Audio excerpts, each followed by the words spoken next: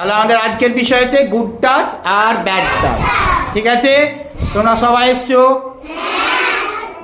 Good morning.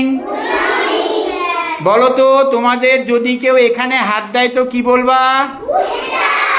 যদি কেউ এখানে হাত দেয় কি বলবা?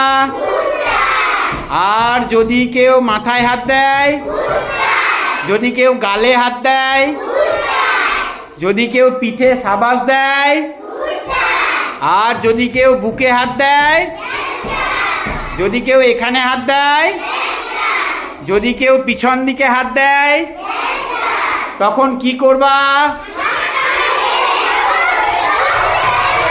ধাক্কা মেরে ফেলে দেবো, দৌড়ে পালাবো। আচ্ছা, যদি এটা বাড়িতে হয় তো কাকে বলবা দৌড়ে গিয়ে? মা বাবাকে।